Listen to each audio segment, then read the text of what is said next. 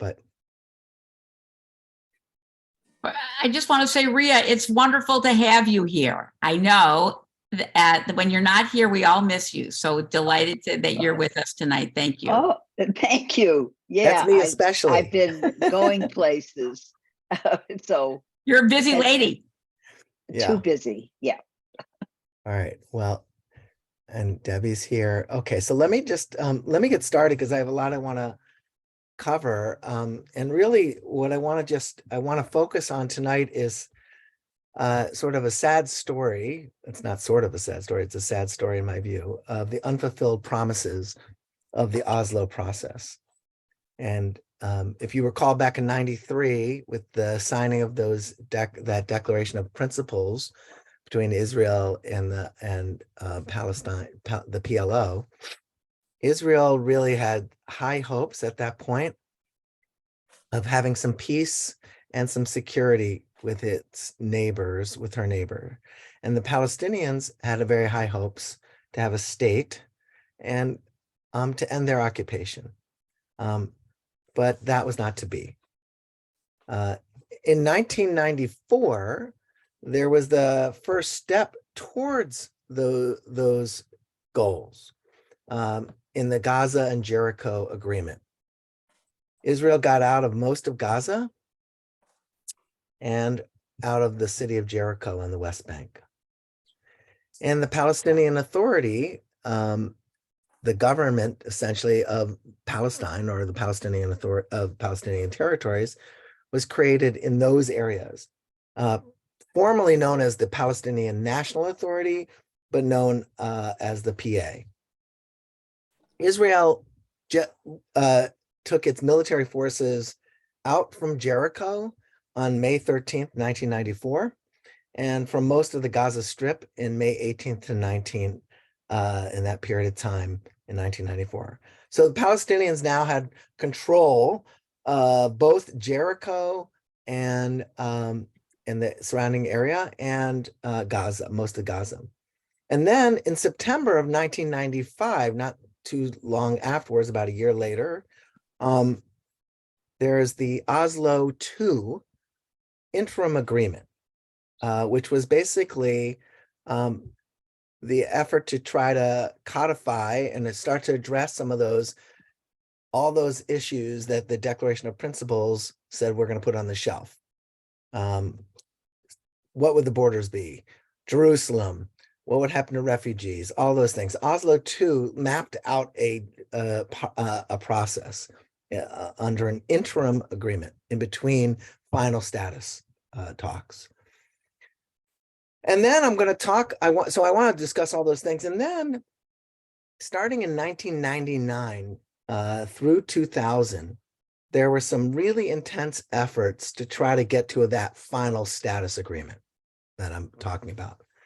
And the key players here, as you will probably no doubt remember, were President Clinton, Prime Minister Ehud Barak from Israel, and Yasser Arafat.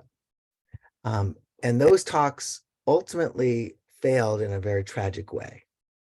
So that's what I really want to get through, and then we'll talk a little bit about sort of the years afterwards as well. But so let's start with Oslo II.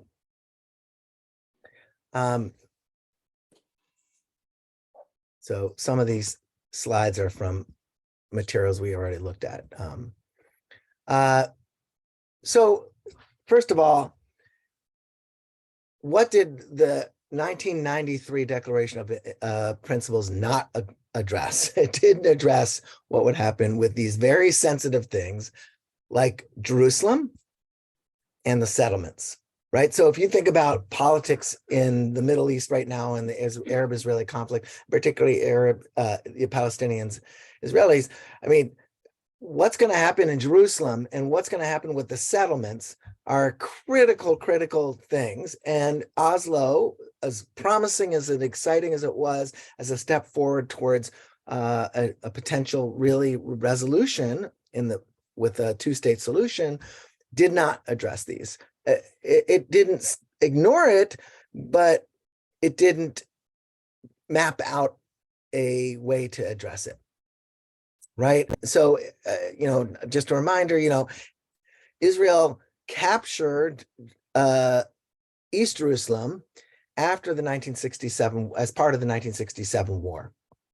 And immediately annexed all of Jerusalem, expanded the size of Jerusalem, and started to build some of the oldest settlements in the West Bank and the so-called in the occupied territories now, around just bordering Jerusalem as a defensive measure, and said that Jerusalem was Israel's capital. Right, that all happened right after 67. But the Palestinians had always sort of maintained that this was occupied and as part of UN Resolution 242 as territory that had to be returned, and had always said East Jerusalem was going to be our capital for our Palestinian state. After they agreed to not want the whole thing, the idea that there could be a compromise position for the Palestinians included this idea of a state that would start with East Jerusalem as their capital, the West Bank, and Gaza Strip, right? So that's the most basic way to describe the vision of a Palestinian state. So that Oslo didn't touch. And then this question about, which I already raised a little bit now, was settlements, whether the extension of settlements around Jerusalem, which the Alon plan said was basically a defensive measure to protect Israel, right? Whether that violated the basic idea of complying with United Nations Resolution 242, which was that all of these lands had to be returned ultimately. Israel had made a big argument, like when they returned the Sinai to Egypt, they said, see, this is what we were talking about back in 1979. This is what we meant. Once we can negotiate a peace agreement, you can have your land back, right? And of course, go back to 67 and think about the very different narratives that the Palestinians and the Zionists had, right? That from the Zionist perspective, that was a defensive war. We were saving our lives. And the fact that all these nations attacked us and we ended up capturing all this land, we were victorious, but we would have been decimated. We would have been destroyed had we not done that. Okay. So that's the Israeli narrative. Michael, I don't want to talk about 67 right now. So hang on a second. Yitzhak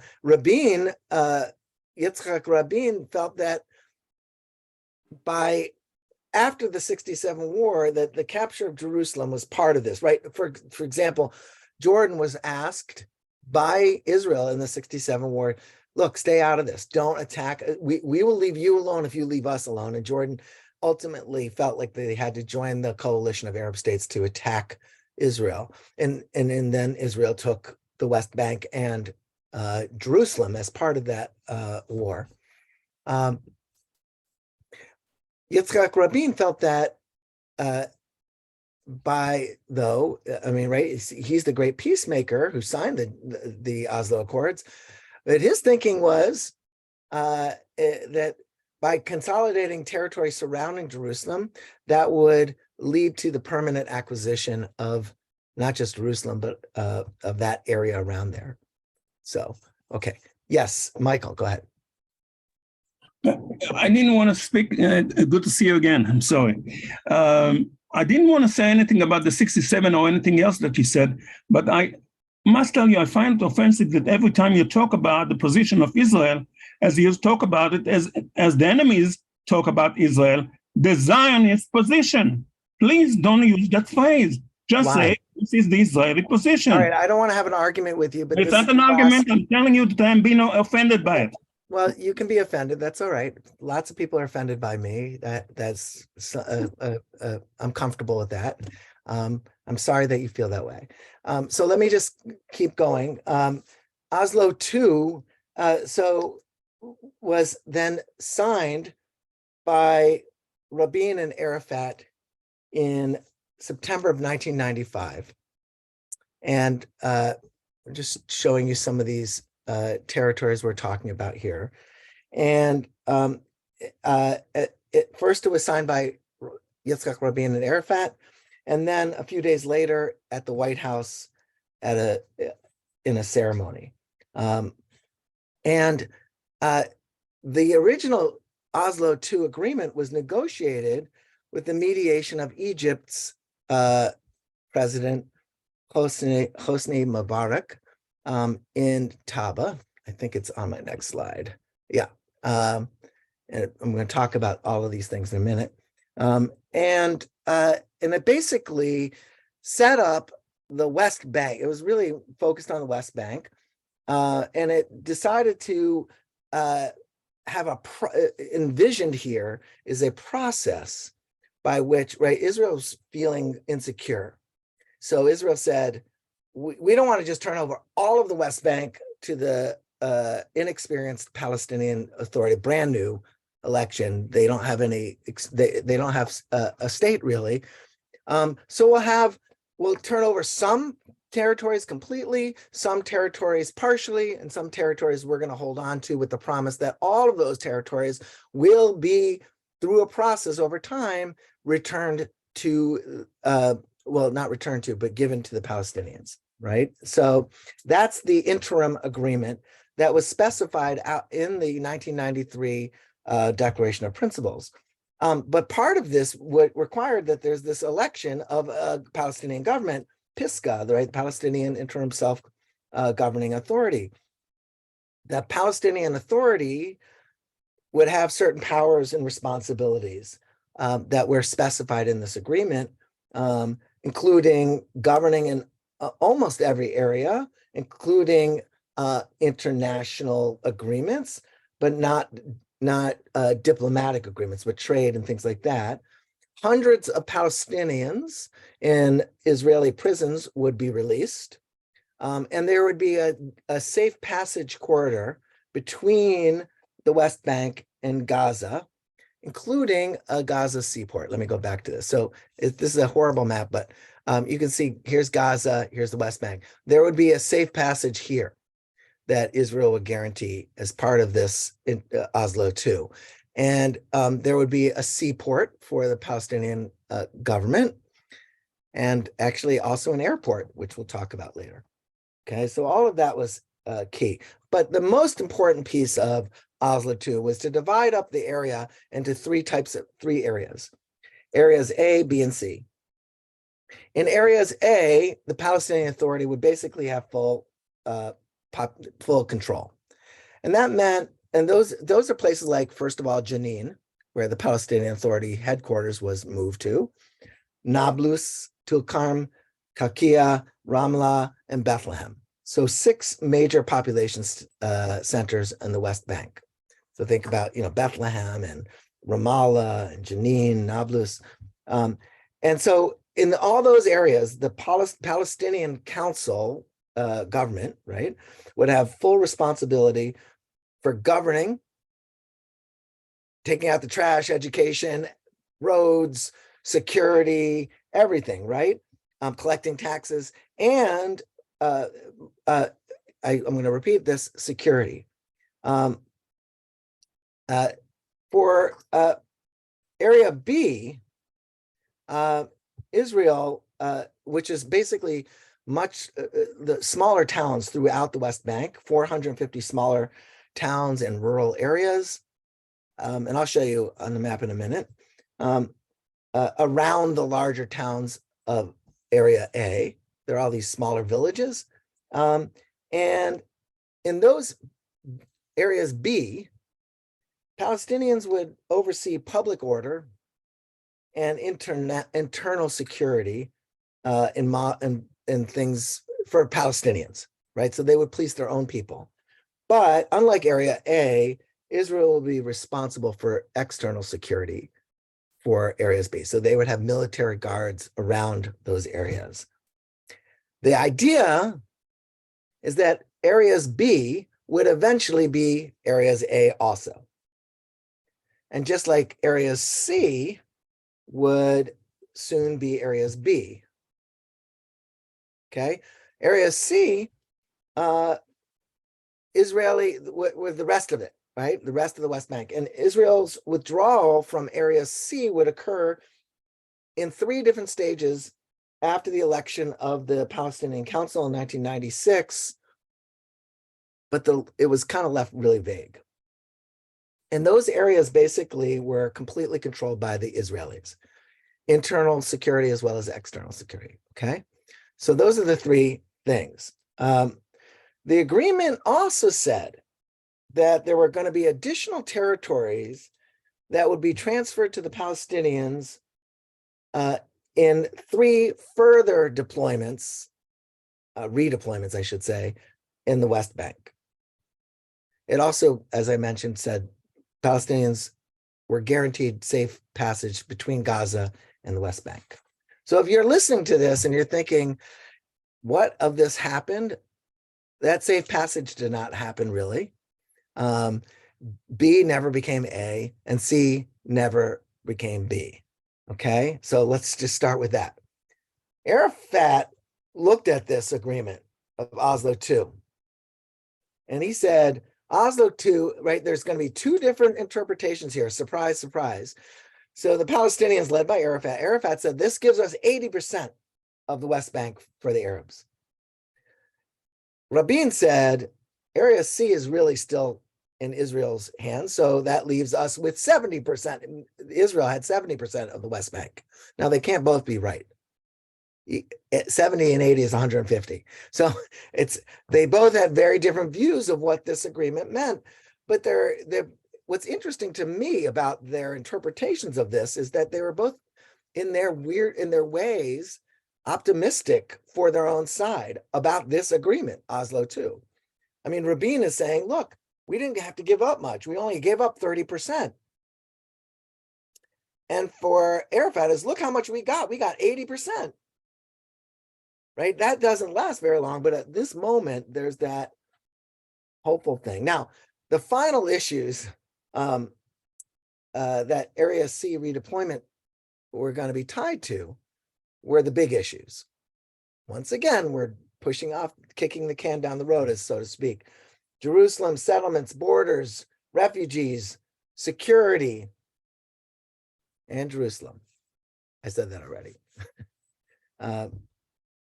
Jerusalem is in areas, right, surrounded by Area C. Israeli military installations and border areas around Jerusalem are in Area C. So Jerusalem is basically surrounded by Israeli military. East Jerusalem, I'm talking about, as well as the rest of Jerusalem.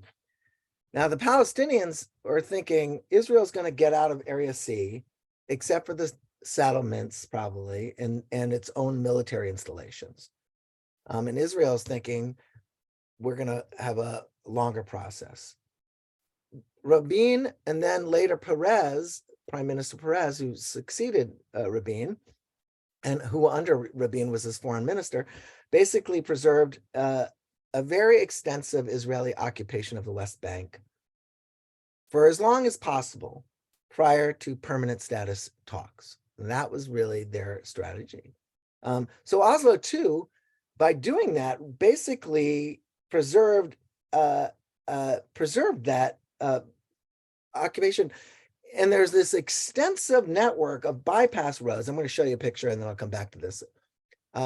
All through here, right? So this is kind of like a blown up map from another book that I have that I thought was helpful. So all of the dark areas here were the areas A, okay? So you can see Ramallah, for example. Here's Jericho, okay?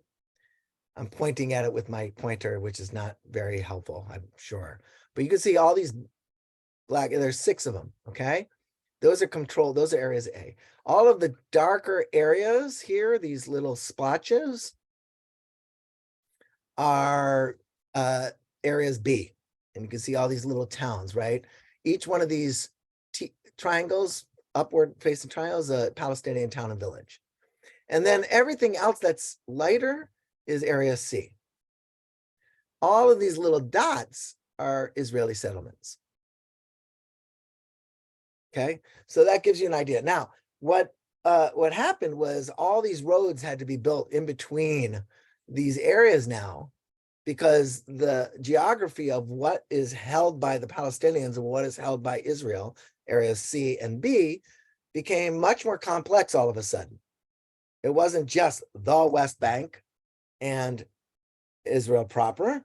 It was now areas A, B, and C. And in between, there were all these this bypass roads for Israelis to get from settlement to settlement or back into Israel. And for Palestinians to go from areas B to areas A to areas B, right? So there's this network of roads that can be tightened up security-wise or relaxed security-wise, according to Israeli practice, okay? Now, let me go right back to one more thing. Article 31. Article 31 of the Oslo II agreement says, you can read it here, neither side shall initiate or take any step that will change the status of the West Bank and the Gaza Strip, pending the outcome of permanent status negotiations. So this is interim areas A, B, and C. How do you think the Palestinians see this? Article 31.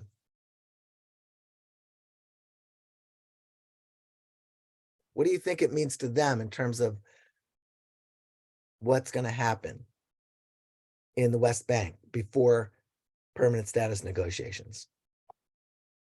Yeah, you got to unmute. I see Rhea raising her hand. That's easy, increasing the settlements. Well, so the Palestinians say no settlement building, right? Right, That's right, what this means. but it happened. So the Israelis look at it and they say, oh, Sylvie, go ahead. Do you want to say that? Go ahead. I think I was about to say what you said. They say, yes, increase the settlements. It will reinforce our position. But I'm thinking that the Arabs had an idea that that would happen, and that is not what they wanted. Put on your lawyer hat.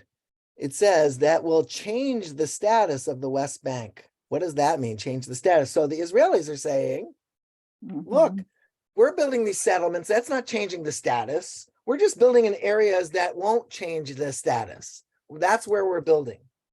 Also, okay, so they have very different views of this. And then third, they are saying that there's got to be this election. And that's really important. So under Shimon Peres, there's very little progress made. And if you recall from last time I taught 2 weeks ago, Peres got really focused on Syria. And that's where he's trying to get a peace agreement with Syria. And in his mind, Syria is where the action is. From Rabin's mind, that's where it is. From Clinton, right? They all think that if that can happen, that is the sort of the tipping point. Then you would have peace with Israel and Syria. All the rest would follow. And when that became impossible, Peres came back to these negotiations and said, okay, we'll do this, right? But really, Peres didn't do very much, despite the fact that the Peace Center is named the Peres Peace Center and that he got a Nobel Prize for this along with Rabin. Peres was really diverted from the Palestinian question for most of his prime ministership. Go ahead, Rhea, please. I wanted to ask, all the time we're talking about these settlements and the villages, about the economics of the area. And I have the image of the Palestinian villages, that their main economics is agriculture, the olive groves, the crops, the animals, and that the settlements were not agricultural, but that people would commute to jobs. It was like, what do you call it? The suburbs of Jerusalem. Well, And is that a good picture, or is there a different picture? I think it's complicated. I think first of all, if you read Khalidi, you'll see like It's true that a lot of the activity, the economic activity in the West Bank, in the occupied West Bank, in these years and previous years was agricultural in nature. But there was trade. And what's really interesting about this, which I think is particularly relevant, is that prior to Oslo, there's a lot of Palestinians that are going from Jordan into Israel, right? Going from the West Bank into Israel, working jobs, going back and forth quite easily. There's not a lot of checkpoints, right? This is before the second Intifada, which becomes very violent.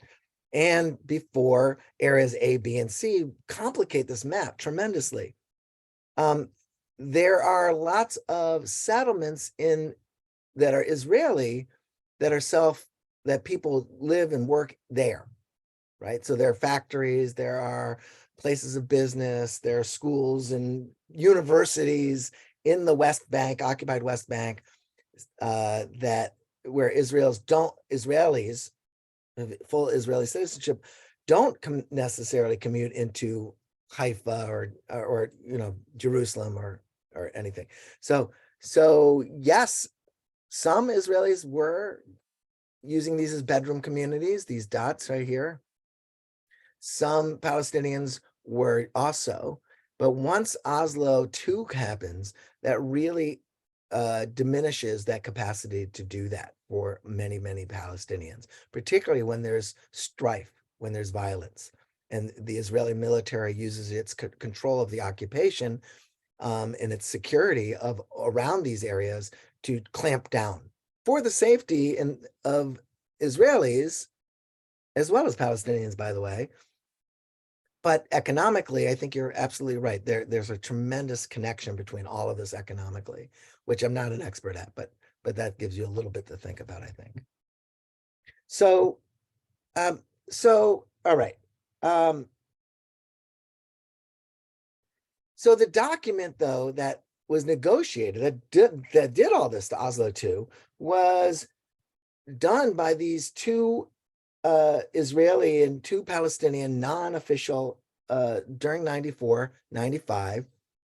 This is the report. They were reporting to Foreign Minister Perez, and later and later the Minister of Planning Yossi Beilin, and the PLO secretary, not Arafat, but Mahmoud Abbas. So, all right. So, but let's move forward beyond that. Netanyahu becomes, there's one other agreement. In 94. So part of, let me just say one small part I didn't mention was there was a decision in Oslo II to divide up Hebron into two areas A and B, which I'll talk about in more detail later. But one was Jewish occupied and one was Palestinian. And it was a much smaller group of Jews, settlers in Hebron, that were surrounded by a much larger Palestinian population, much like 5 times the size, even larger. Okay, so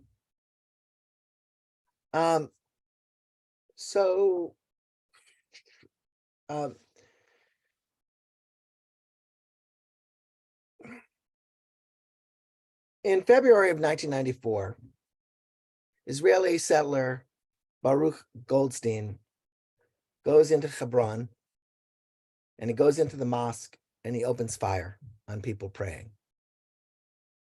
And he killed 29 people. Goldstein's a follower of Meir Kahane, who's an Israeli, I don't know how to say it.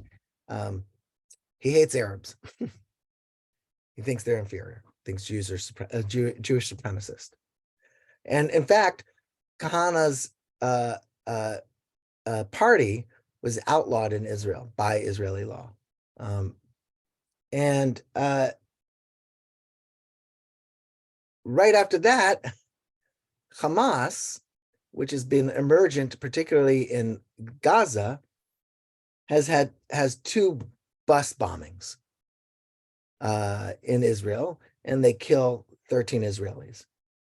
And then right after that, in 1995, November 4th in 1995, Yitzhak Rabin is assassinated at a pro-peace rally in Tel Aviv. So you've got this promise of this second interim agreement that looks like we're heading towards a two-state solution with some details starting to map out.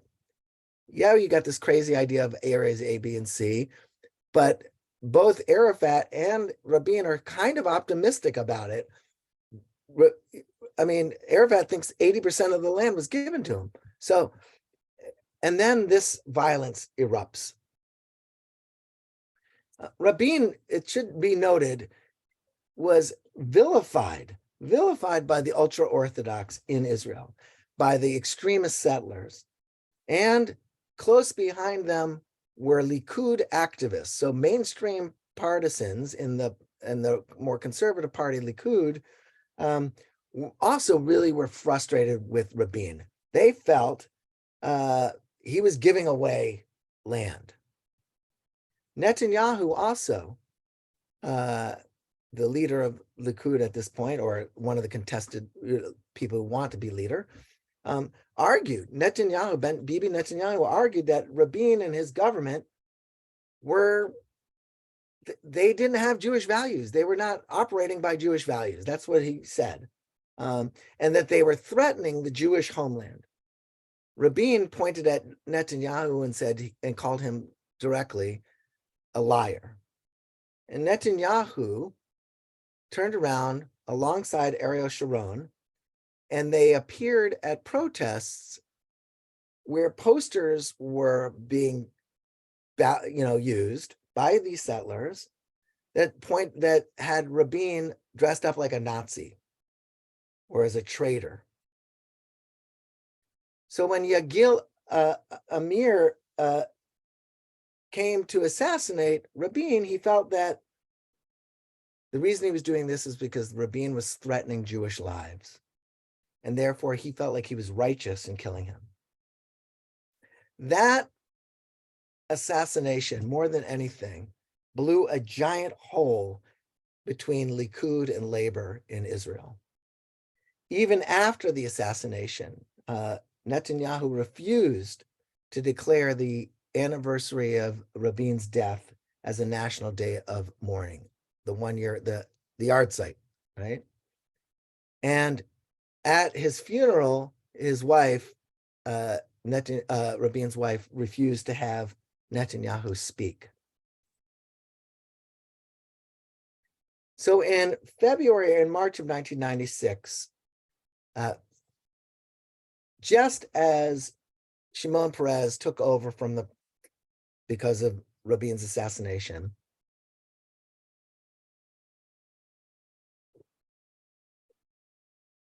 Peres becomes prime minister, and right away, Hamas makes his life miserable, makes all of our lives miserable, but they start to launch a series of suicide bombings inside of Israel, killing 62 Israelis and wounding a lot more. I don't know if you can see that or not. I'm going to move this, okay?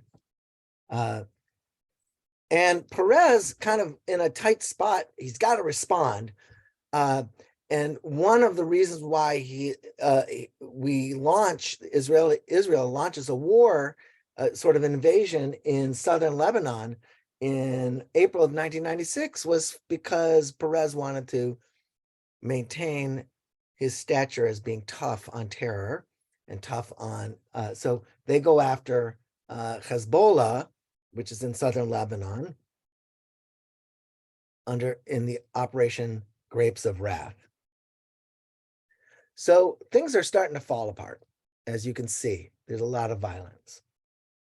There's another component here, right? So, here are some of the historic footage of where we started from.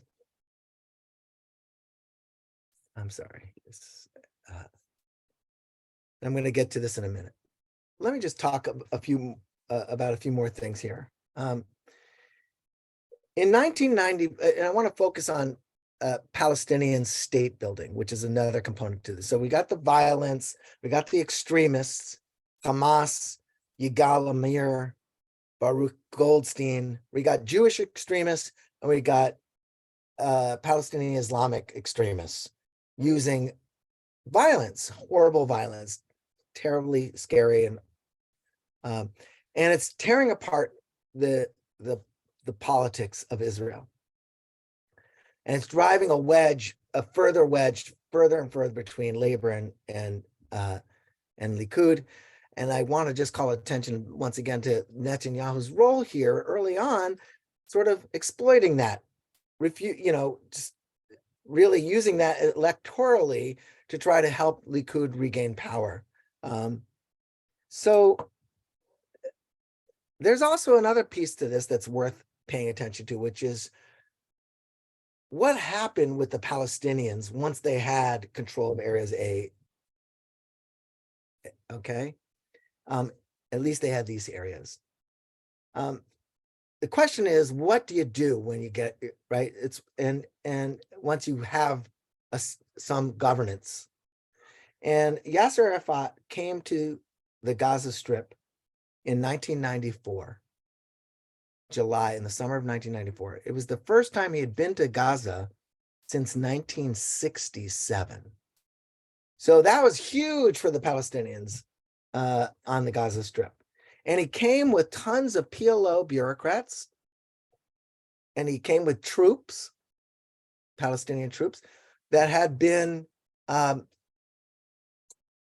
exiled for all these years.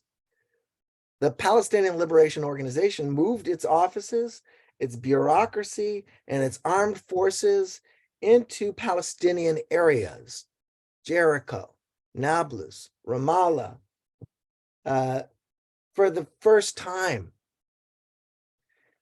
And almost 100,000 Palestinians returned to these PLO controlled areas. So you got, right, 93, 94, the return of Jericho, the return of these areas A and B areas. And what's happening? Palestinians are moving back. They're bringing diplomats. They're bringing government bureaucrats. And so it looks good. And then in 1996, from the perspective of state building, then in 1996, they have elections.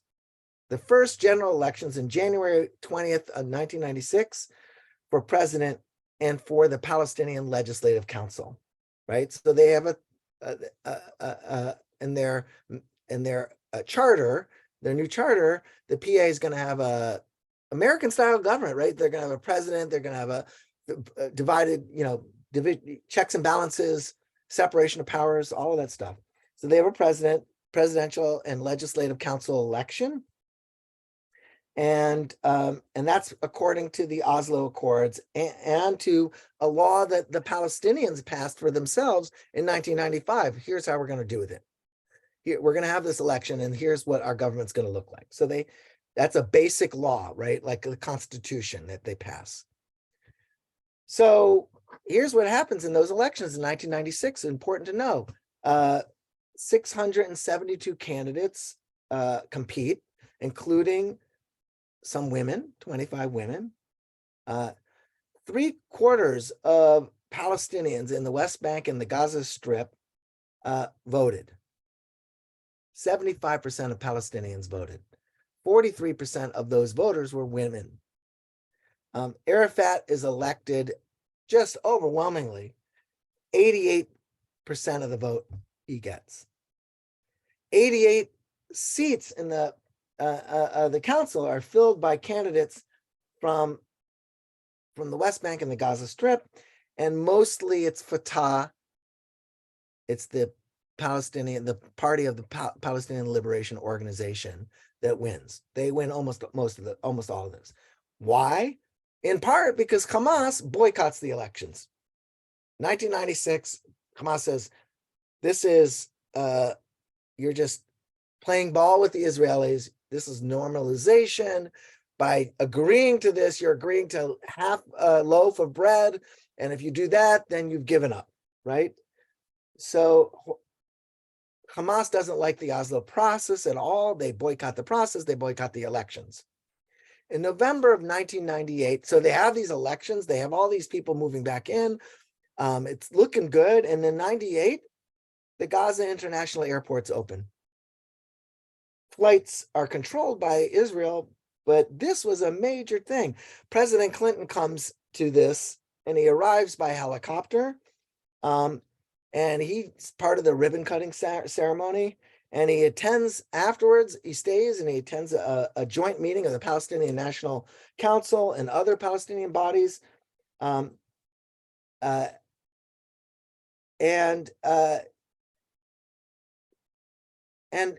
then on the economic front of things, international donors, after the signing of this,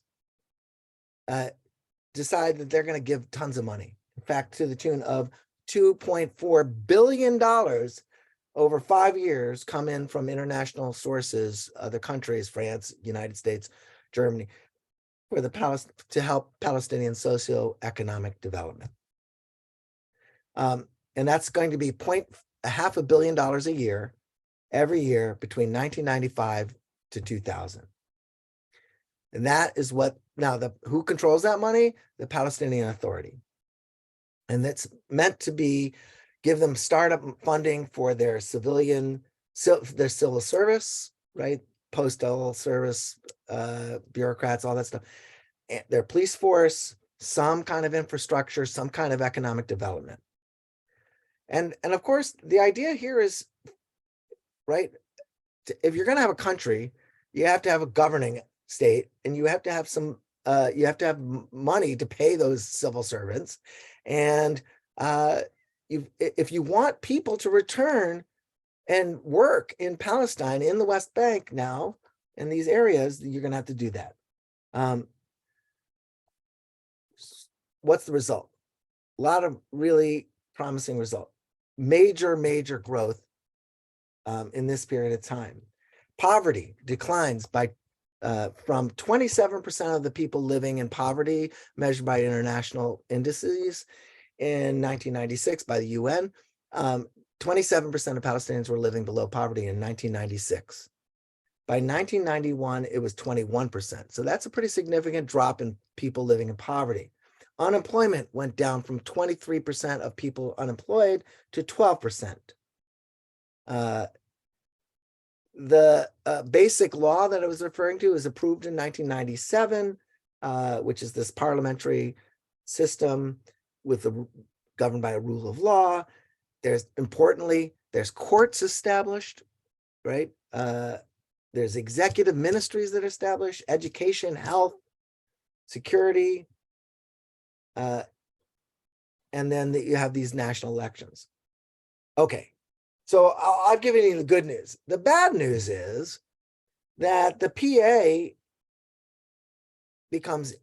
Palestinian Authority becomes inefficient, corrupt, and ultimately authoritarian.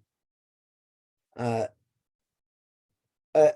own people, their own General Controller's Office, the Palestinian General Controller's Office, did a study of the money that was coming in, found that $326 million, half of the Palestinian Authority's budget in 1997, had been lost through corruption and mismanagement. And there was another Palestinian Legislative Council study that also found the same kind of thing. Meanwhile, the judiciary is not working. There are bribes going on. When the Palestinian courts do issue decrees, people don't follow it. The public administration is really weak. So the Palestinian Authority as a government had all these things that were happening that looked like it could lead to some success, and yet it was failing. It was failing in this basic task that it had to do state building. Meanwhile, Israel is golden, right? It gains international legitimacy.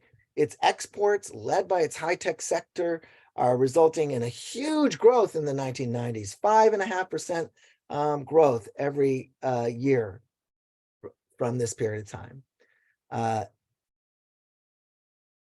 Now, getting into the politics of these things, Perez, who had succeeded Rabin, appointed Ehud Barak as his foreign minister. And Barak, as former chief of the Israeli Defense Forces, he was the chief of staff of the Israeli Defense Forces. You know who else had that position? Yitzhak Rabin.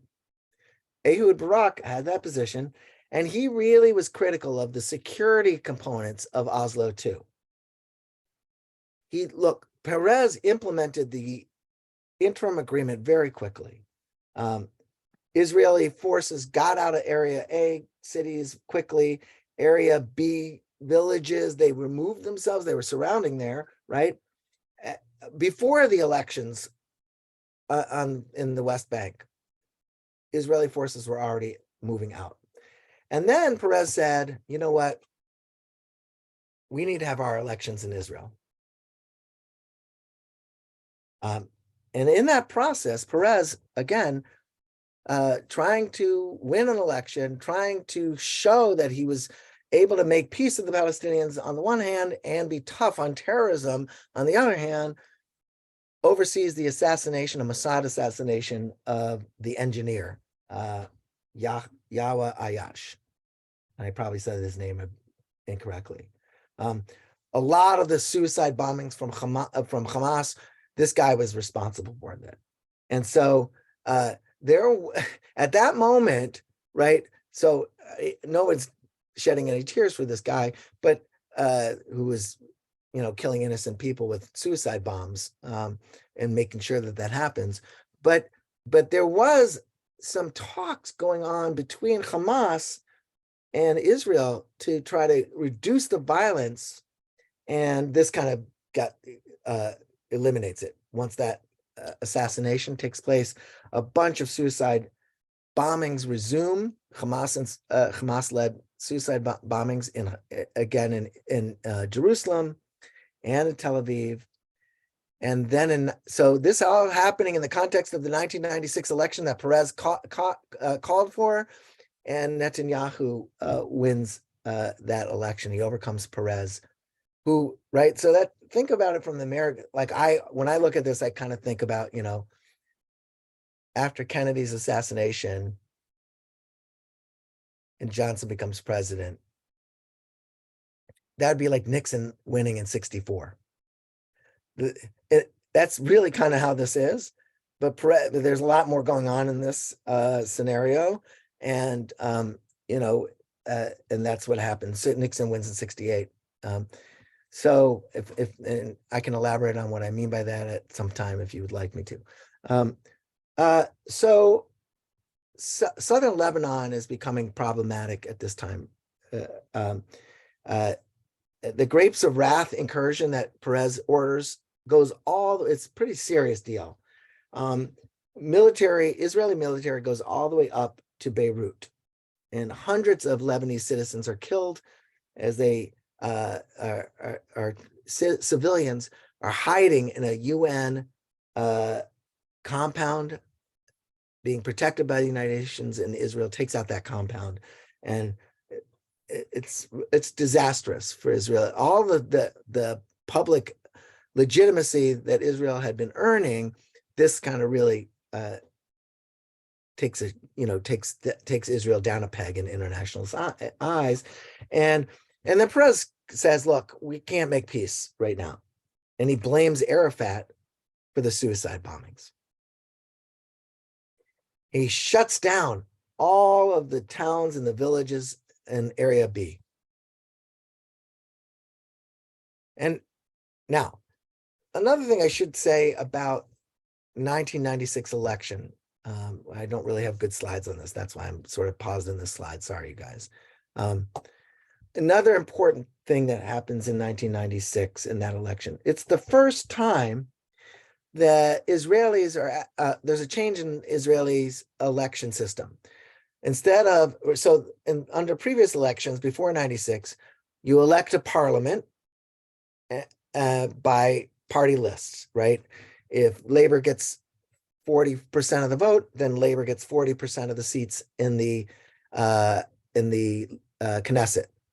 And then the party that has the majority in the Knesset, or the majority coalition, leads the majority coalition, picks the prime minister. That's how it was before 1996. Starting in 1996, we have a separate independent election for the prime minister of the state of Israel, along with the election of the Knesset. And then it's the prime minister's job to try to set up a government. And if he can't, right, then they have to have another election. He has to put together a majority coalition in the Knesset. So Netanyahu takes that new format and he runs a personality-based campaign, a lot of Western style political ads, all about Netanyahu, and he wins by less than 1% of the vote. He barely wins that election, right? Sound familiar? So what do you think Netanyahu has to do to get his coalition if he himself barely wins the elections nationally, and Likud doesn't have a majority? He did then what he has to do, what he did just recently in 23. He has to put together a coalition looking to the right. In this case, he looks to these religious parties, including Shas, 4 little parties to add to Likud's majority status, and they have this governing majority. He gets in office, and what does he do? We're stopping Oslo.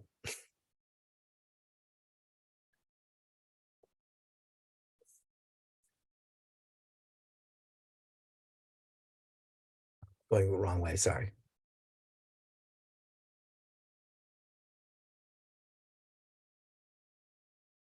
So Hebron is also this tinderbox, as I mentioned before, and you've got this divided city there and a lot of violence there.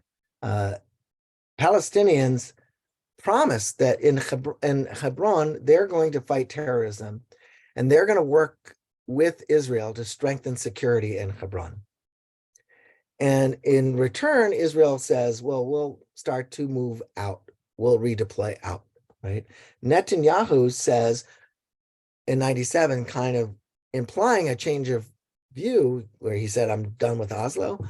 Now he says, oh, we're going to redeploy over 9%, single digit, of the West Bank. And Arafat said, that's not even close to enough. And Netanyahu's own backers on the right say, you've given up way too much. There are Arab riots that sort of break out as the Palestinian authorities trying to tamp things down, that break out in Hebron and in Bethlehem. King Hussein in Jordan pipes up and says, Netanyahu's destroying the entire peace process. And then there's a horrible suicide bombing in Tel Aviv. And then in April, a settler in Hebron kills a Palestinian. And there's more violence and there's more protests. One of the things I wanted to talk about here in this context is the Mashal affair, M-A-S-H-A-L.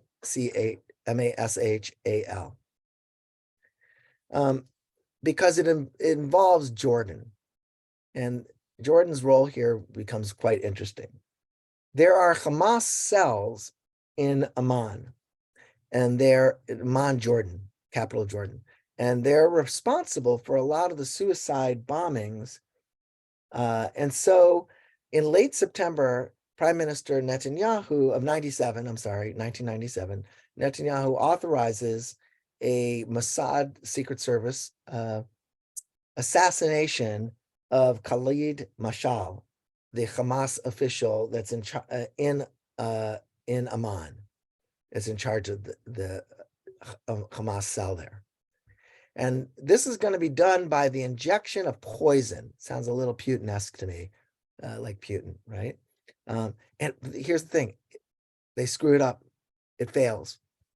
And Israeli agents are caught. And a bunch of others this is in Amman, Jordan. There are a lot of angry people. So any Israeli military runs over to the Israeli embassy, and they're sort of surrounded, right? King Hussein is furious because Netanyahu never talked to him about this.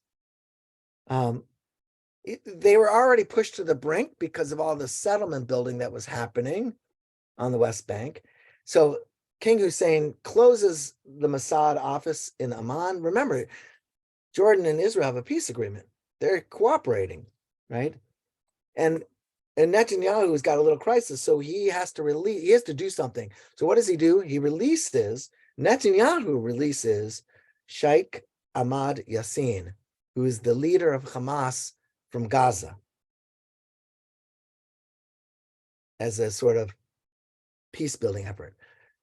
King Hussein from Jordan embraces Sheikh Yassin, and who's the Hamas leader, and Arafat embraces him, and it's this sort of moment.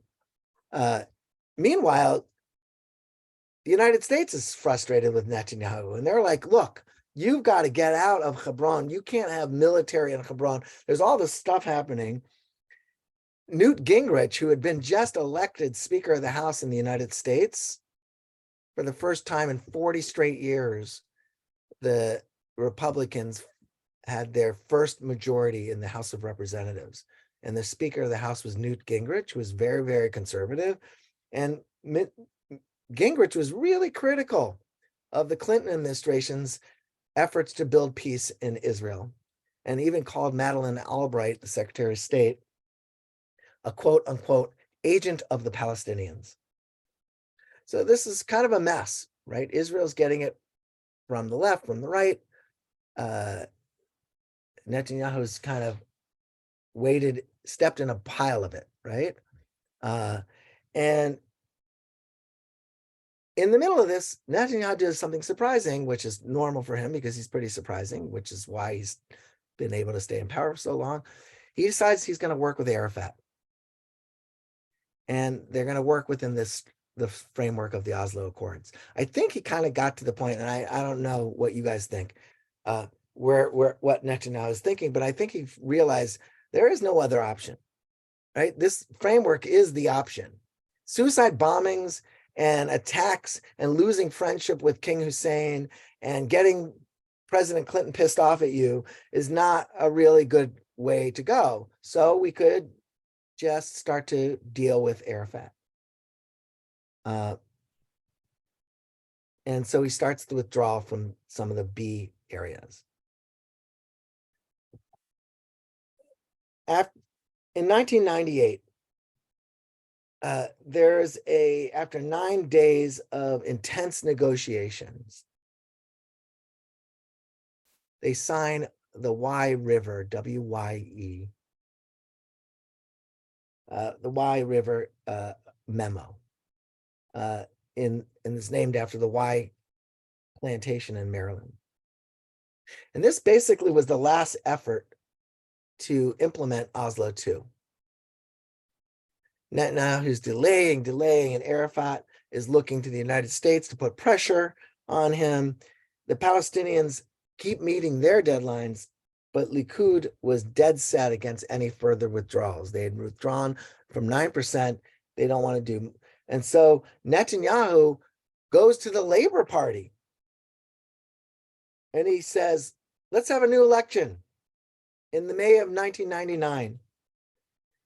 His cabinet's collapsed. He's unpopular in the Likud party.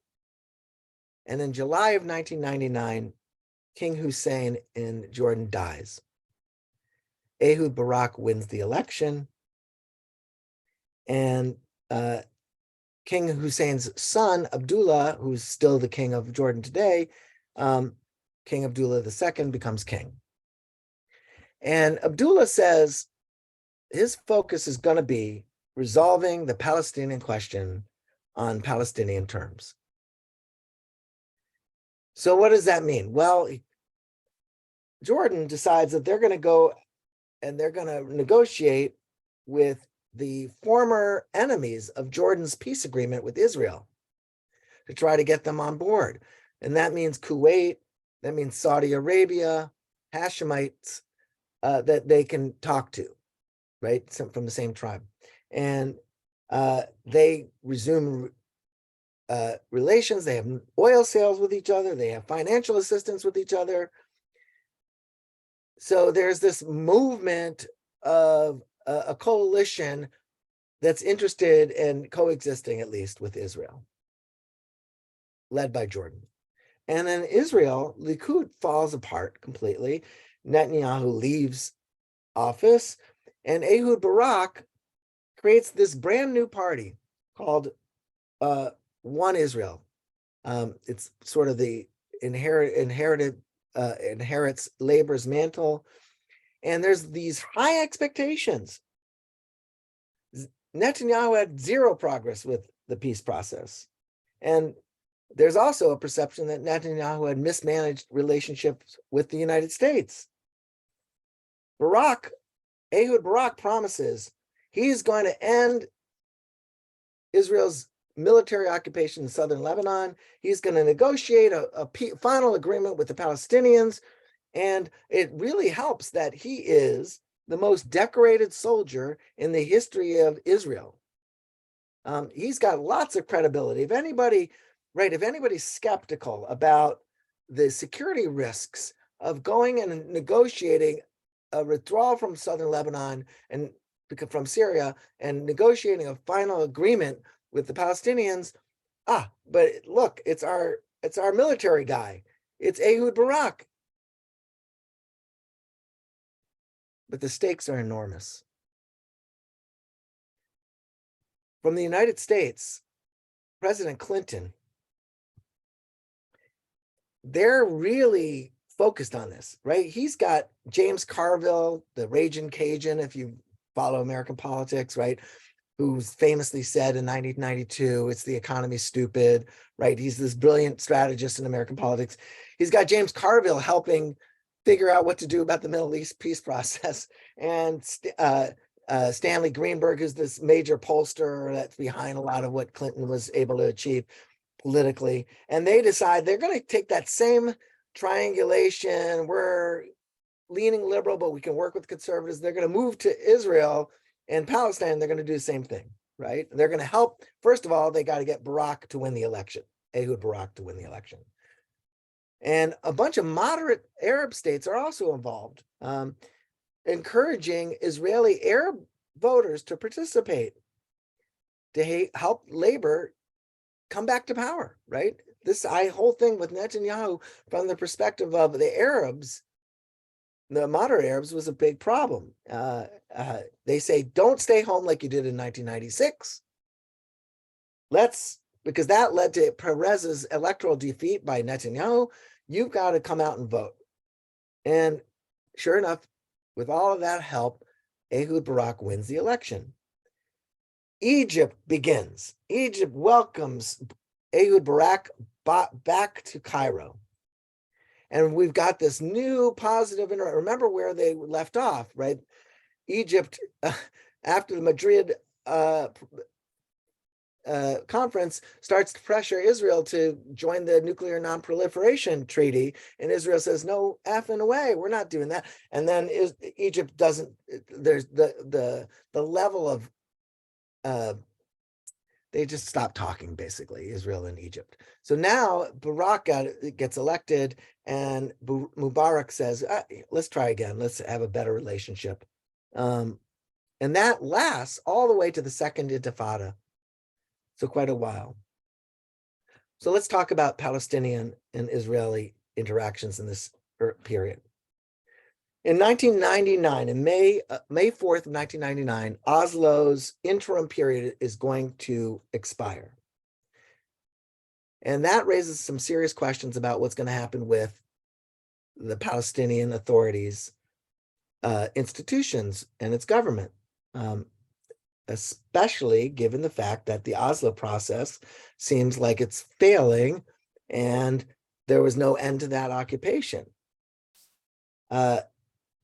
They declare unilaterally that they're a state, and that's meant to rally support among Fatah factions, and the Palestinian public and to reinforce the Palestinian Authority's legitimacy. So the Palestinian Authority says we're a country.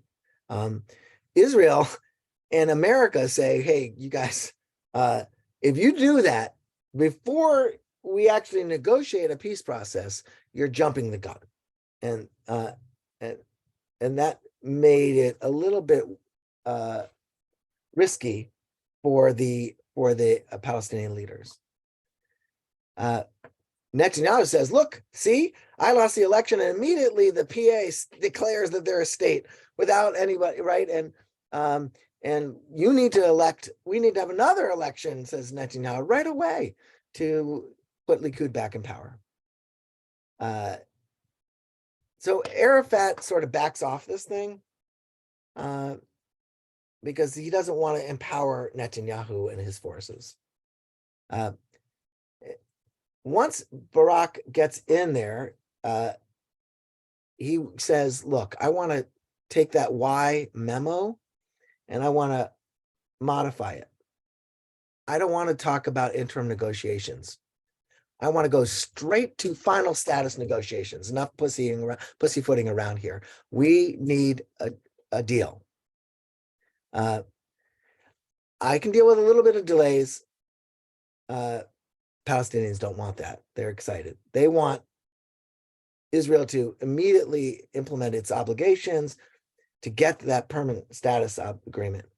So Egypt says, okay, you ready to deal? Let's come to Egypt. Come to Sharm el-Sheikh in September of 1999, 91999.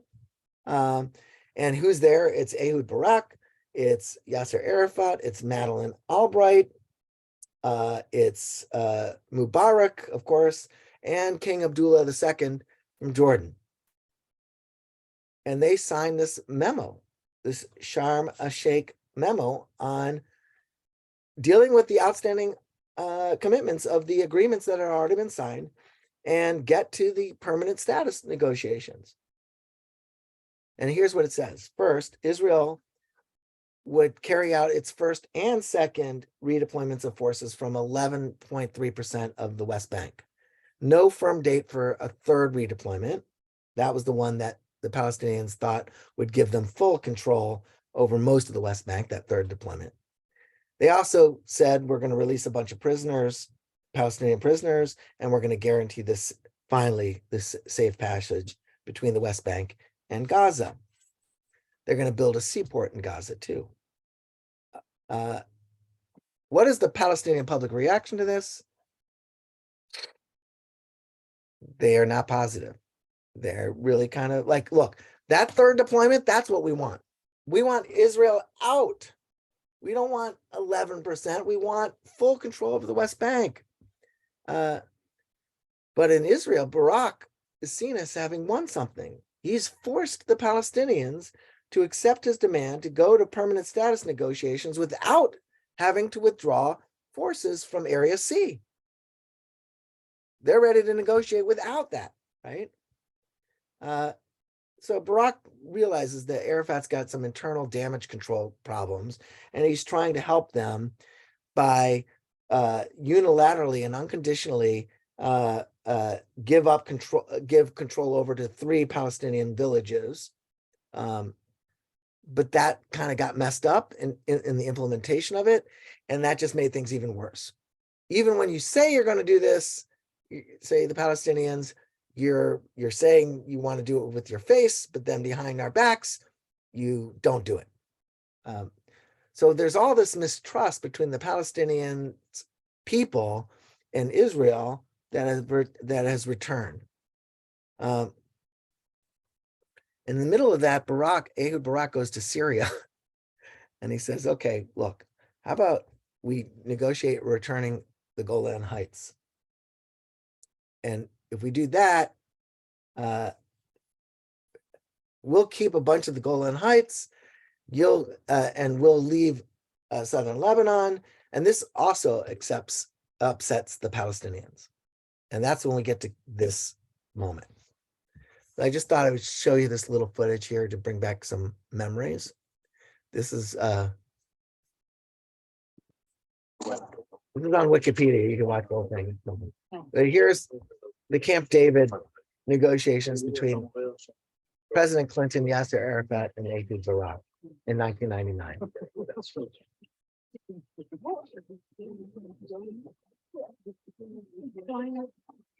Don't worry, you can get to see it in a minute here.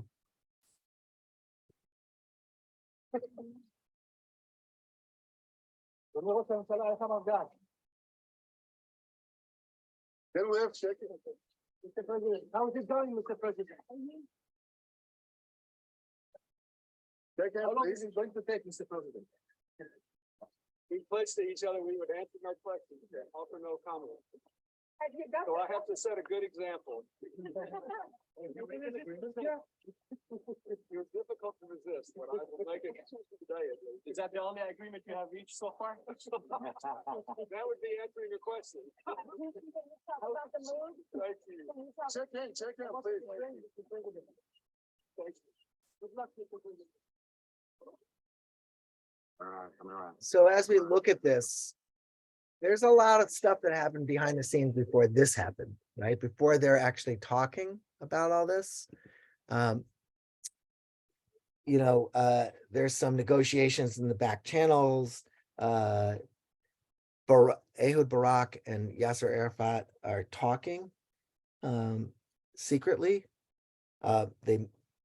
In Stockholm, they have their foreign minister for Israel, Shlomo Ben-Ami, and talking with Arafat, sort of getting to this point where they can, and on the Palestinian side, it's Ahmed Quiri, who had negotiated the Declaration of Principles back in '93, and also Mahmoud Abbas, right? So if you want to know who the current leader of the Palestinian Authority is, this is a guy who was intimately involved in the detailed planning of this peace agreement that never held.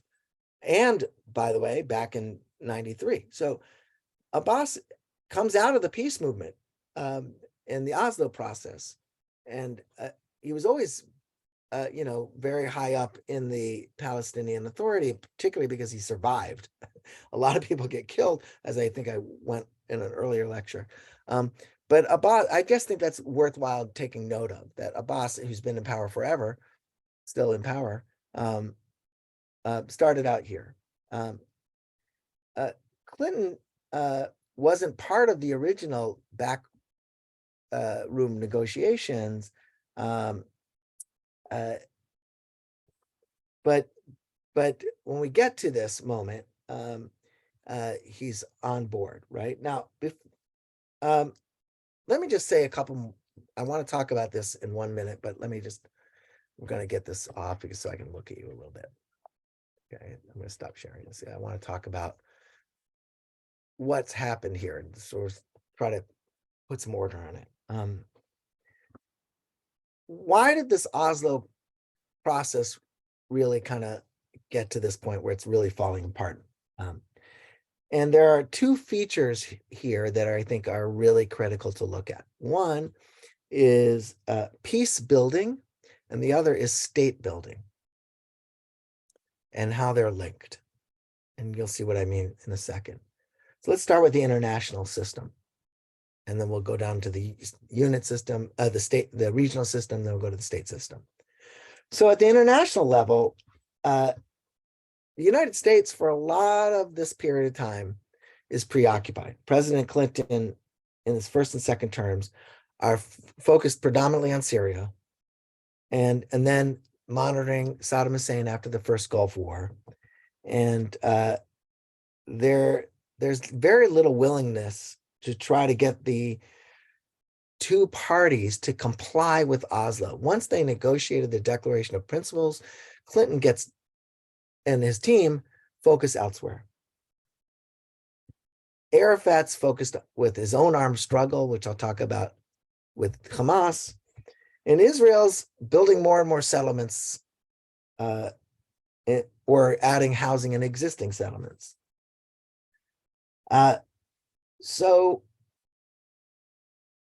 the United States and the other countries really are not engaged in supporting institution building for the Palestinians.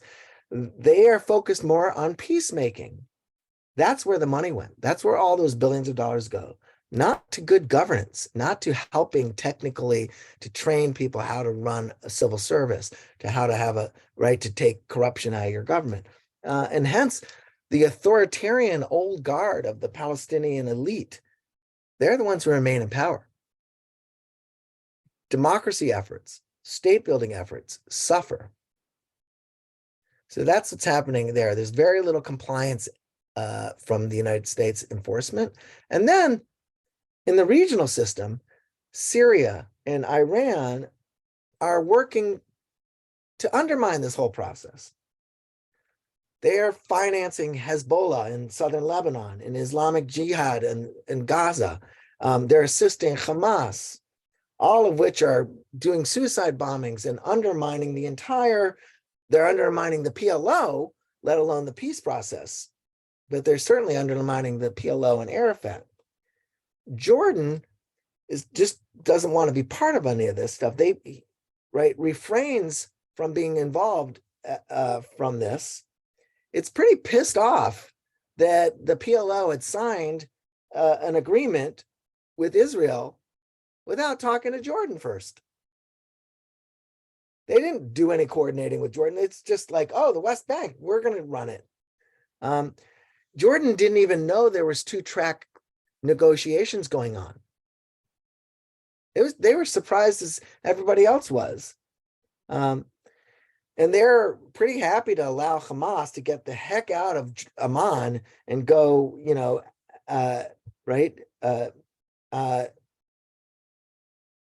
I'm sorry, let me take that back. They're pretty happy to have Hamas relocate to Amman because they have their own Islamists in Jordan who they want to try to keep happy.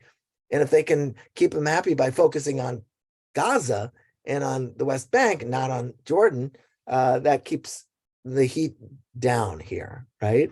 The Gulf countries like Saudi Arabia would never forgive Arafat for siding with Saddam Hussein in the Gulf War. And so they are not interested at all in helping the PLO in any way here. So PLO is kind of floundering and there's no compliance from the United States or from the international community. There's money for peace building, but not for governance. And at the unit level,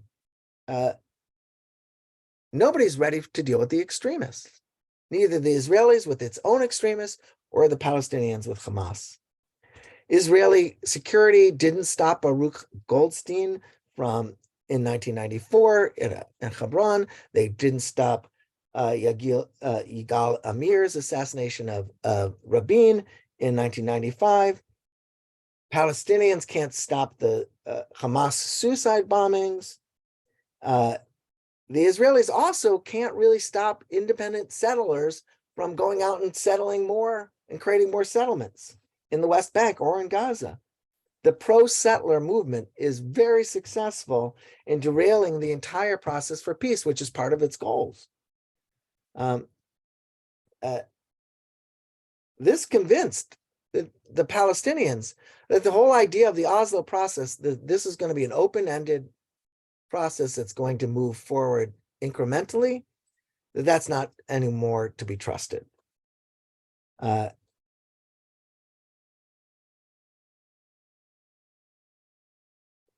In the face of continuous Palestinian violence and fearing that more violence is going to come, Israel responds by cracking down on life in the West Bank and the Gaza Strip. There are more checkpoints. There is more harassment of access and movement. And even when its intention is just to provide more security, which sometimes it's not, sometimes it is racist and intentionally targeting Palestinians who are not a threat, but a lot of times it's targeting perceived threats, and there's suicide bombing going off, so these are real threats, right? But it affects the Palestinian, you asked this before, the Palestinian view, and it affects the Palestinian economy. Israel is its only trading partner, and now Israel's not trading with it. The Palestinian Authority then becomes completely dependent on international support. They're not generating much wealth on their own, or taxes. Goods and services moving between Gaza and the West Bank, between Israel and Gaza, but between Israel and West Bank are very restricted. And Israel is controlling all of these borders. Once in 1996, they elect their own parliament, the Palestinian parliament, and there's this huge participation of 3/4 of Palestinians. That helps the Palestinian Authority gain some legitimacy, but they soon become an authoritarian regime. They don't have any more elections. In fact, the next election isn't going to be until 2006. And that's a decade later, and Mahmoud Abbas just gets reelected, and then they make their basic law say he can stay in power as long as he wants, which is where we're at now. So all of that undermines all this stuff, and the focus becomes security forces, military, right? Not state building, not providing goods and services to the people. Finally, there's this split between the Palestinian Liberation Organization and the Palestinian Authority. The PLO and the PA are not the same thing. And yet, of course, they're heavily connected. The Palestinian Authority and the Palestinian Liberation Organization have to have their own institutions to operate. And there's a Palestinian Authority in the West Bank, and there's a Palestinian Authority in Gaza. And it's very difficult to build state institutions, as Rashid Khalidi tells us, in both Gaza and the West Bank at the exact same time, with people who are inexperienced doing this and with no assistance other than financial from the international community. That lack of governing institutions and capacity to deliver services, basic services, education, policing, trash collection, road building, all that kind of stuff, makes for a growing cynicism among the Palestinian people and among the Israelis. They can't govern themselves. How can we deal with this, right? The Israelis basically get really tired. They start to grow very weary.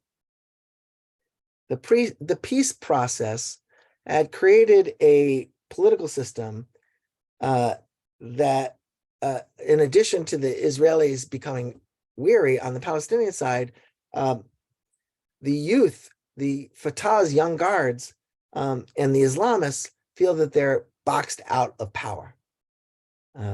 The old guard nationalists are running things. They're the ones who negotiated Oslo. They're the ones who had lived most of their lives in the diaspora. The young guard see things quite differently, especially the issue of state building.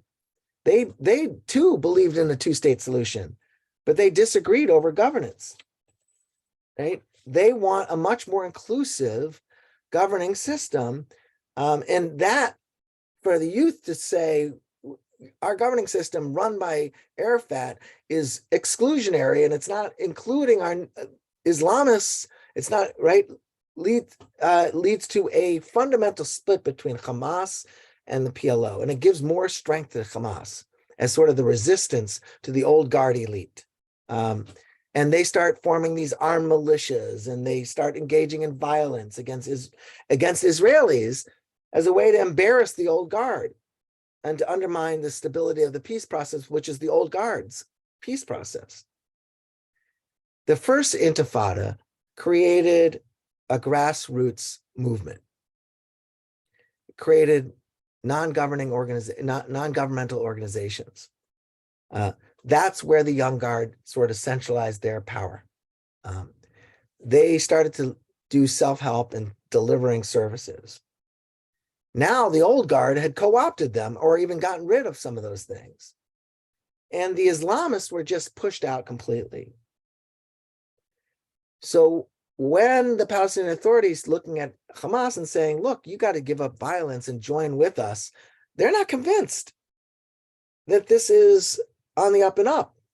The leadership of the Islamists are convinced that the old guard are consolidating power, authority, money, And right, like think about it, half their budget in 1997 by their own people, by their own governmental report was lost, mismanaged, meaning somebody put it in their pockets. It wasn't spent on the people.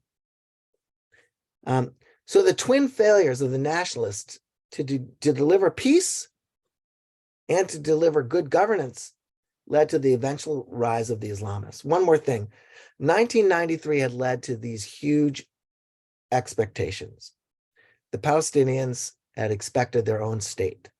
The Israelis had expected the end of violence. None of that materialized.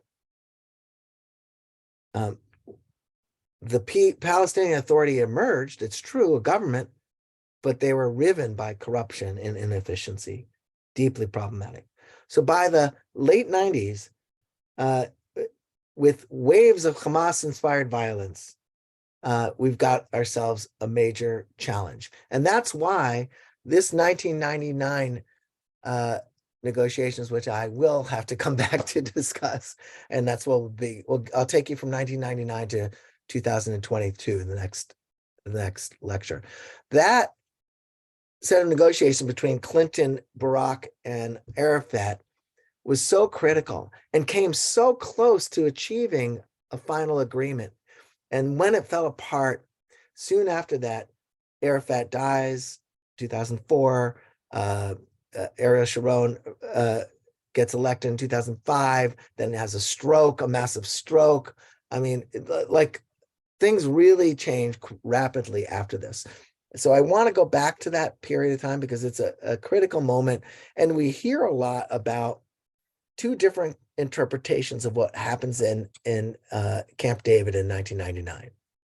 From the perspective of the Israelis, and from particularly Ehud Barak, he put on a table the best deal that the Palestinians had ever gotten. A full 2 states with the capital in East Jerusalem, 94% of the land that is in the West Bank and the Gaza Strip and East Jerusalem would be given to the Palestinians for their own country. From Arafat's position, first of all, I mean, we don't know whether he's sincere, but from Arafat, he would say, and many Palestinians say, nothing was ever written. It was all verbal. We don't trust the Israelis. Ehud Barak's a military guy. He was just saying that, and he didn't really mean 94%. And that, and what was, there was no promises about settlements, et cetera, et cetera. So they really have very different perspectives on this. And it didn't really help in the end of that. And I'm forwarding what happened, which I'll get into the details next week, that Clinton said it was Arafat's fault. He walked away from the table. He was overheard saying that. And the thing about Clinton up to that moment was that he was perceived as a trusted negotiator. The United States was trusted by both the Palestinians and the Israelis as fair to both sides. And after that, the Palestinians have never thought the United States has been fair to them. So before Michael, you always have so much great things to say. I want to just open it up for before I call on you, to anybody else who has questions.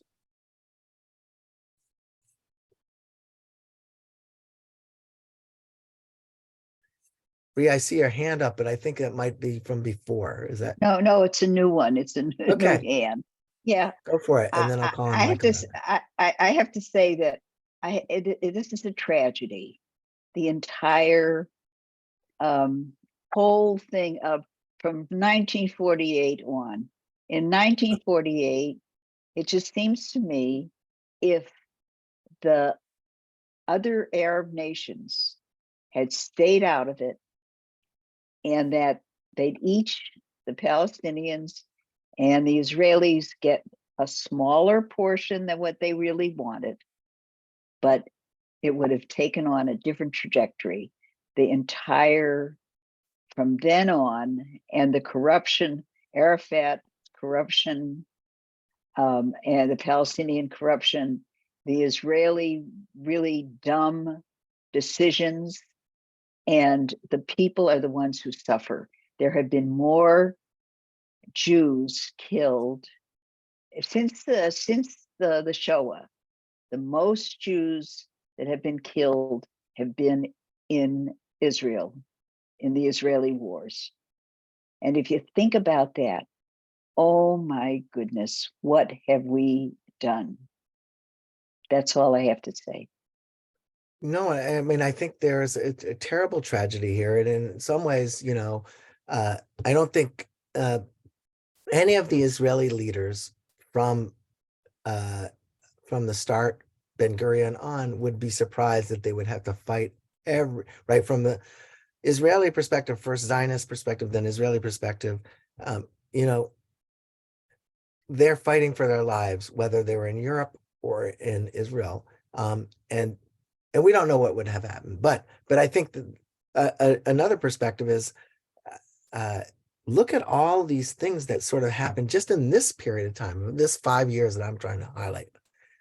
You got this agreement, and then because of internal things that happened in Israel, in the United States, leadership changes, Israel changes, problems with, state building. I always say this when I teach American government, that the revolutionaries in the American Revolution had no clue how to run a government. Our very first government in the United States was a total failure. The Articles of Confederation, completely weak. Revolutionaries don't know how to govern. They know how to declare independence. And that was a huge thing. Think about Arif, if you want to call him a revolutionary, right? He calls himself a revolutionary.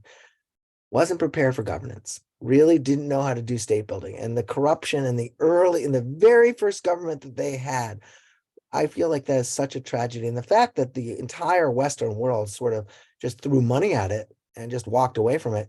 One of the biggest challenges is that, and I think nobody ever said this. I think Clinton might have felt a little guilty. Like, this is my personal feeling, Scott Spitzer's, that he had walked away from the peace process. And when he came back in 99, he was on it. Like they spent a lot of time together, trying 14 days, negotiating. I think he really wanted to save it, because he felt like, oh, I should have been watching that. The United States should have had some compliance effort for the framework that was started in 93 to try to make sure that it happened. And because that never happened. But yes, I agree with you, Ria, that the whole thing just seems so tragic. I think basically the Palestinian people and the Jewish people want a country and security and a good quality of life. And that's more important to us than hating each other. But it gets mixed up in all this other mishigas, right? So Donna, and then Debbie, and then come back to Michael. Okay, so I'm trying to square everything that we're learning about the Israeli and the Arab and the Palestinian viewpoint with something I've been learning at the CSP programs. There's been a series on the current issue of the Arab, the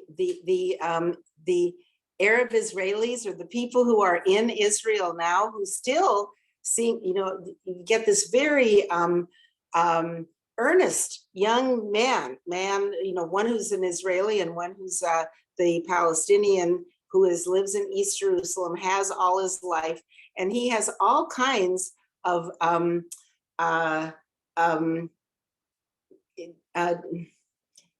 complaints about how being an Israeli Arab is a second-class citizen, with all these many details about how they don't get the same postal service and they don't get the same garbage service, and many, many other things, the buses and everything else.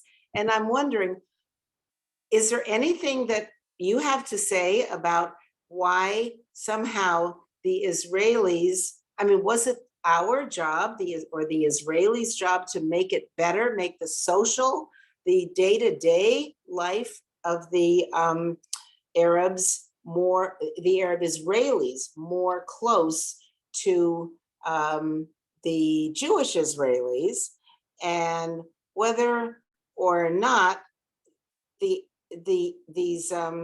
Arab Israelis are just so disappointed, being they don't want to become Israeli. They say, no, I'm a Palestinian, and I feel that there's no answer. I guess it's that feeling so frustrated that there's no answer, even in this last 10 years or so, when they're not actually fighting, but they're not getting any closer together for fairness. No, I think you unlock a lot. The complicated challenges that Arab Israelis face is a big one. And like any other country, Israel's completely imperfect. Like the United States, you asked African Americans in this country in many places about their treatment by basic institutions like police officers and courts, let alone civil society, microaggressions as well as actual, state visiting government, police, mayors, state legislators, right? There's problems. And I would say that,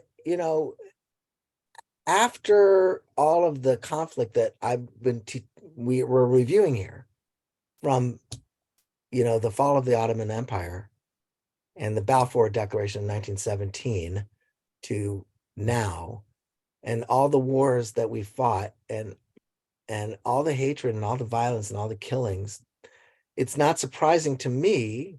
I don't think it's good, by the way. I think it's very sad and regrettable and counterproductive. But I think it's not surprising that many Israelis and many Jews worldwide would be very tough on Palestinians, even Palestinian Israeli citizens, even people who decided to be a citizen. And so you might ask, another way to look at it right? So a Palestinian might say, look, until the occupation's over, until Israel's military government isn't occupying a huge portion of the Palestinian people in the West Bank and Gaza illegally, Palestinians who are citizens of Israel are also not going to be treated very well or fairly. And it's just, right? So that would be a Palestinian perspective. An Israeli narrative might be that you're treated way better as Israeli citizens than you would be if you lived in the Gaza Strip or in another Arab country like Jordan, or Lebanon, where people threw you out. So we may not be like angels. What do you expect after all the stuff we've gone through? So I think it's really important, though, because I've heard Mohammed Watad, I was on a panel with, who's a professor and is a Palestinian Israeli citizen. He's a professor at, I forget which university. Came here and spent a couple of years here as a fellow at UCI. And he spoke a lot about these things. And I think, yeah, it's very complicated. So I don't have an answer for you, Donna. My own personal view is I think it would be better for Israel to treat the Palestinian citizens in their midst as equals as much as possible. And because that would be beneficial to attract more willingness to, for Palestinians in the West Bank in particular, to want to, to relax and to work with Israelis. I'm sorry, that was a great question, though. And there's so much more to say about it. Debbie. Okay, first I want to say I love what Rhea said. It was wonderful, because I agree. My question is, and it has to do with all the settlements. And I'm looking at your book, got it right here. That's what That's a great book, yeah. It is. I guess they started right after 1967, but who was really pushing all these settlements? I mean, because you have such a mixture, and how do you, and is it, I truly don't know. Is it mostly Orthodox who are in the settlements, or is it, but who started pushing settlements in the West Bank? Because it obviously makes everything more complicated. Well, I think it's shifted over time. Uh-huh. So right after the 67 war, when Israel took the West Bank from Jordan, including East Jerusalem, it started to build some settlements under the labor government right away, to provide as a sort of a barrier between Arab between Jordan and between Palestinians and Israeli populations. And those were built in areas that were not populated by any Arabs. And that was part of the Yigal Allon's plan to do some minimal thing. That wasn't just in the West Bank, that was around Jerusalem, but there was also in the Sinai, which we got rid of, and in Gaza. But then starting with the election of Menachem Begin in 1977, in Likud government, there was a more aggressive building of settlements in the West Bank, and there was sort of an unstated belief that, which was stated pretty closely by Gush Emanim, the idea that Greater Israel was Israel's right. And even though there was these UN resolutions, that there was more aggressive settlement building. And then there was another round of even more aggressive settlement building starting in 96, which I was talking about tonight, where religious Zionists, right, people very opposed to the Oslo process, said, we're just going to go and build settlements. Even when the Israeli nation said, we don't want you to do that, stop it. And they would go out and create these little villages and overnight, and then the government, the Israeli Defense Forces would have to go and take them down. And so, yeah, I mean, I think now a lot of it has been driven by two things. Today, it's been driven by the religious movements on the very far right who say all of Israel is ours from the Torah. And then there are those in the Israeli government who say, economically, we need to protect ourselves, and that the West Bank, until we, as we need more space for Israel, for Jews who are coming in, we're going to expand some areas of of that, which is less expensive, just a lot less expensive to build there. So I hope that answers some of your question. But yeah, So, it makes it's one of the biggest barriers for the peace building, right? right. Okay, thank you. Okay, Michael. I know you have a bunch of things you want to say. I don't want to start all over again. First of all, I want to say thank you. Your discussion tonight was very focused, and I really liked how you covered it. I was really afraid that you will not come back to the point that Barak was offering 94% of the demands of the Palestinians, and then only ended up for Arafat to refuse the offer. Okay, and the question is why? Here are the two things that I know from the history. Clinton himself said that Arafat told him that he did not want to drink coffee with Rabin. If everybody understood that, he did not want to be assassinated. He did not want to have coffee with Rabin, who was in heaven, and he did not want to have coffee with him. And the second estimation of why he did not want to sign the peace agreement, and that's from other sources, is that he did not want to go down in history as the one who made peace with the Jews. Okay, this is the two very important element to the fact that the Israelis via Barak wanted and were willing to give most of the demands, 94% of the demands of the Palestinians, and they were turned down. As a matter of fact, they even allowed, and you mentioned it before, but you didn't mention it later, not only did they give them the territories, but they agreed to give them a particular connection between Gaza to the West Bank that would be allowed only no checkpoints, no nothing. There'll be train or whatever highway would be between without Israeli inspection, totally under control of the Palestinians. On top of that, of course, is to have Jerusalem as the East Jerusalem as the capital, and have direct access to the population of the West Bank directed to go to Al-Aqsa Mosque. And they refuse to do it. So now there is one more thing I want to say regarding the agreement that it was not in writing. As they entered into these negotiations for the peace agreement in 2000 with Barack and Clinton, the idea was either everything is accepted and agreed on or not is agreed on.